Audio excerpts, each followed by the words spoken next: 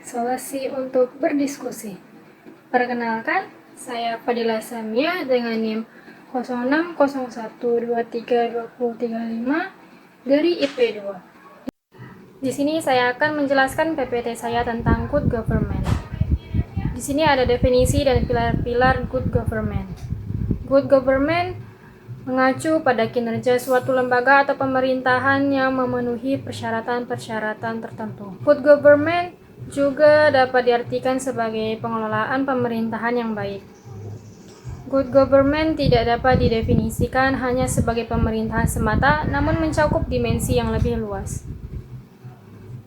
Good government merupakan perwujudan konkret dari demokrasi dengan meniscayakan civic kultur sebagai penopangnya. Berikut karakteristik good government menurut UNDP. Pertama itu ada partisipasi, yaitu setiap warga negara memiliki suara dalam pengembalian keputusan. Yang kedua, aturan hukum, yaitu kerangka hukum yang adil dan dilaksanakan tanpa pandang bulu.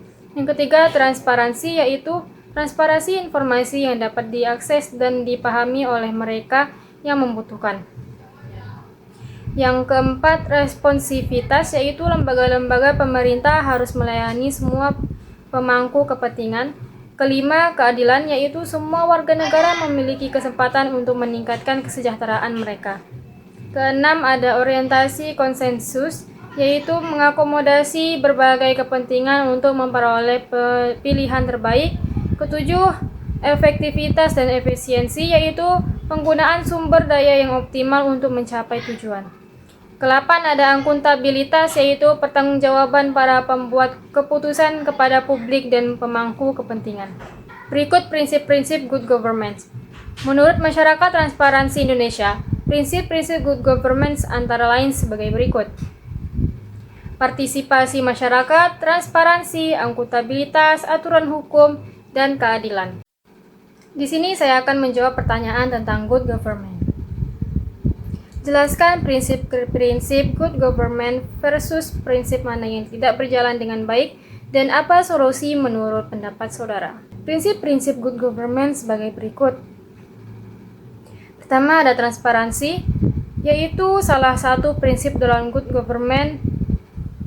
Prinsip transparansi mengharuskan suatu pemerintahan atau organisasi mengungkapkan program kegiatannya secara terbuka kepada para stakeholder-nya. Dalam hal ini, pemerintah dituntut menerapkan prinsip transparansi dalam pemerintahannya, baik transparan dalam hal laporan keuangan, program kegiatan, pelayanan, visi dan misi, dan lain sebagainya kepada masyarakat. Karena e-government ini berbasis internet digital yang tidak semua orang secara langsung dapat memahaminya, maka terkait prosedur atau tata cara penggunaannya harus disosialisasikan secara terbuka kepada masyarakat. Bahkan jika perlu, sosialisasi tersebut dilakukan ke tiap-tiap daerah agar tidak terdapat kekeliruan dalam mengaksesnya. Kedua, ada akuntabilitas. Prinsip akuntabilitas selalu berkaitan erat dengan adanya prinsip transparansi. Berbicara mengenai prinsip akuntabilitas juga berkaitan dengan penyajian laporan akuntabilitas kinerja intensitas pemerintah pada akhir periode. Prinsip akuntabilitas menjelaskan bagaimana suatu unit harus dapat mempertanggungjawabkan hasil dari program pemerintahan yang telah dijalankan dan kebijakan-kebijakan yang telah dirumuskan kepada stakeholder-nya. Penyelenggaraan pelayanan publik harus dapat dipertanggungjawabkan baik kepada publik maupun kepada atasan atau pemimpin unit pelayanan instalasi pemerintah sesuai dengan ketentuan peraturan perundang-undangan. Ketiga ada responsivitas. Responsivitas yaitu kemampuan pemerintah untuk mengenali kebutuhan masyarakat, menyusun agenda dan prioritas pelayanan dan mengembangkan program-program pelayanan publik sesuai dengan kebutuhan dan aspirasi masyarakat. Pemerintah harus melayani dan memenuhi kebutuhan masyarakat secara maksimal dan berkualitas. Kualitas layanan pemerintah harus memenuhi standarnya agar masyarakat dapat merasakan kepuasan atas pelayanan pemerintah. Penyelenggara pelayanan publik berbasis internet harus sigap dan tanggap dalam menampung aspirasi atau menampung keluhan terkait pelayanan publiknya. Yang keempat, partisipasi. Semua warga masyarakat mempunyai suara dalam pengambilan keputusan, baik secara langsung maupun melalui lembaga-lembaga perwakilan sah yang mewakili kepentingan mereka. Partisipasi menyeluruh tersebut dibangun berdasarkan kebebasan berkumpul dan mengungkapkan pendapat, serta kapasitas untuk berpartisipasi secara konstruktif. Kelima, efisiensi dan efektivitas. Untuk meningkatkan efisiensi dan efektivitas pelayanan publik serta proyek pelayanan publik di masa datang mengisyaratkan perlu dilakukan reformasi mendasar terutama dalam kinerjanya. Ada beberapa prinsip yang belum berjalan di Indonesia, antara lain, pertama, prinsip partisipasi. Masih kurangnya ruang bagi masyarakat sipil untuk terlibat secara aktif dalam proses pengambilan keputusan publik. Pemerintah perlu membuka lebih banyak seluruh partisipasi dalam konstitusi dengan organisasi-organisasi kemasyarakatan. Solusinya membuat mekanisme konsultasi publik yang lebih komprehensif dan tekstur.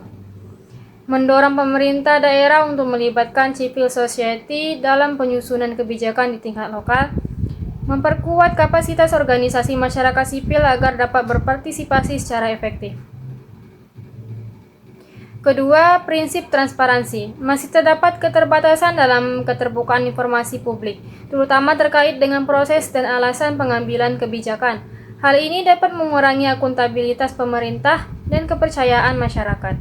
Solusinya, memperkuat implementasi Undang-Undang Keterbukaan Informasi Publik, mendorong pemerintah untuk secara proaktif mempublikasikan informasi-informasi penting, meningkatkan kapasitas civil society dalam memonitor dan mengakses informasi publik.